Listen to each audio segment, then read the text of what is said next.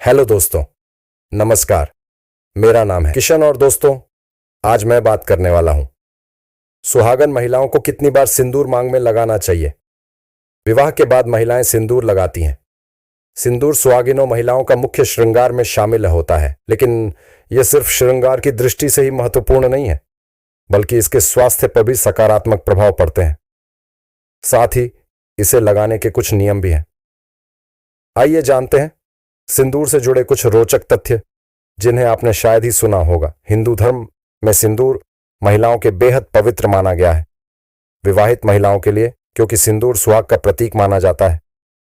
हिंदू धर्म में शादी तभी संपन्न होती है जब दूल्हा दुल्हन की मांग सिंदूर से भरता है। माना जाता है कि सिंदूर लगाने से सुहाग हमेशा सलामत रहता है। शास्त्रों में सिंदूर लगाने के कुछ नियम बताए गए हैं। चलिए जानते हैं वह नियम। कब लगाना चाहिए? सिंदूर ऐसा कहा जाता है कि सुहागिन महिलाओं को पूजा पाठ के दौरान मांग में सिंदूर जरूर लगाना चाहिए। हिंदू धर्म के अनुसार महिलाओं को रविवार, सोमवार और शुक्रवार को बाल धोकर सिंदूर जरूर लगाना चाहिए। पति की लंबी की उम्र के लिए महिलाएं कई तरह के व्रत जैसे करवा चौथ, वट सावित्री पूजा और तीज करती हैं। ऐसे में इन व्रत के दौरान सिंदूर जरूर लगाना चाहिए। ये व्रत सुहागिन महिलाएं के लिए बेहद शुभ माने जाते हैं। सिंदूर लगाने से पहले जरूर करें। यह काम मान्यता के अनुसार मां पार्वती भगवान शिव के लिए सिंदूर लगाती थी, इसलिए मां को सिंदूर चढ़ाया जाता है। सिंदूर लगाने से पहले मां गौरी को सिंदूर जरूर चढ़ाएं। मान्यताओं के अनुसार मां गौरा को चढ़ाया हुआ सिंदूर लगाने से अखंड सौभाग्य का वरदान मिलता है। इस तरह लगाएं सिंदूर। शास्त्रों के अनुसार जो महिलाएं मांग में लंबा सिंदूर लगाती हैं उनके पति को खूब मान सम्मान मिलता है। सुहागन महिलाओं को हमेशा नाक की सीध में सिंदूर लगाना चाहिए। माना जाता है कि टेढ़ा मेढ़ा सिंदूर लगाने से पति का भाग्य खराब हो सकता है।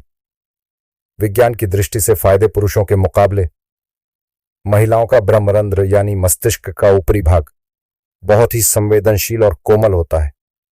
ये वही स्थान है जहां महिलाएं सिंदूर लगाती हैं। सिंदूर में मौजूद तत्व इस स्थान से शरीर में मौजूद विद्युत ऊर्जा को नियंत्रित करती है। इससे बाहरी दुष्प्रभाव से भी बचाव होता है। सिंदूर में पारा धातु की अधिकता होती है, जिससे चेहरे पर झुर्रियां नहीं पड़ती हैं। इससे महिलाओं की बढ़ती उम्र के संकेत नजर नहीं आते हैं। कहीं आप भी नहाने के बाद ही सिंदूर तो नहीं लगा लेती? भूलकर भी ना करें ऐसी गलती। सुहाग की निशानी सिंदूर न सिर्फ सौभाग्यवती बनता है, बल्कि आपकी खूबसूरती में भी चार चांद लगा देता है। लेकिन क्या आपको पता है कि गीले बालों में सिंदूर नहीं लगाना चाहिए? हिंदू समाज में सिंदूर का विवाहित महिला के जीवन में खास महत्व होता है। पति की सलामती और सुख समृद्धि और लंबी आयु के लिए महिलाएं अपनी मांग में सिंदूर भरती आई हैं। सुहागिन महिलाओं का यह सबसे अहम श्रृंगार माना जाता है, जिसे हर सुहागिन लगाती है। लेकिन क्या आपको सिंदूर लगाने के नियम पता है, जिनका पालन करना बहुत जरूरी होता है? इन नियमों को अगर आपने अनदेखा किया तो जीवन में कई तरह की समस्याओं का सामना आपको और आपके परिवार को करना पड़ सकता है। अगर आप भी नहाने के ठीक बाद सिंदूर लगाती हैं तो आपको आर्थिक मंदी का सामना करना पड़ सकता है। सिंदूर को नहाने के बाद लगाने से बचें। अगर नहाने हुए आपके अपने बाल धोए हैं तो ऐसी अवस्था में बालों में सिंदूर नहीं लगाएं। नहाने और बाल धोने के तुरंत बाद सिंदूर ना लगाकर कुछ देर बाद ही सिंदूर लगाएं। गीले बालों में सिंदूर लगाने से हमेशा बुरे विचार मन और दिमाग में आते हैं। गीले बालों को पहले सुखा लें और फिर इन सूखे बालों पर ही सिंदूर लगाएं। इस बात का ध्यान रखें कि सुहागिन महिलाएं हमेशा मांग के बीचों बीच ही सिंदूर लगाएं। कभी भी किसी दूसरी महिला के सिंदूर से भूलकर भी अपनी मांग का नहीं भरें। इससे पति को आर्थिक समस्या हो सकती है। कभी भी अपना सिंदूर भी किसी अन्य सुहागिन महिला को ना दें। ऐसा करना अशुभ माना जाता है। सिंदूर हमेशा अपने या पति के पैसों से ही खरीदना चाहिए। कभी भी किसी अन्य व्यक्ति के पैसों से सिंदूर नहीं लें। वास्तुशास्त्र के अनुसार नहाने के तुरंत बाद कभी भी धारदार चीजों का उपयोग भी नहीं करें।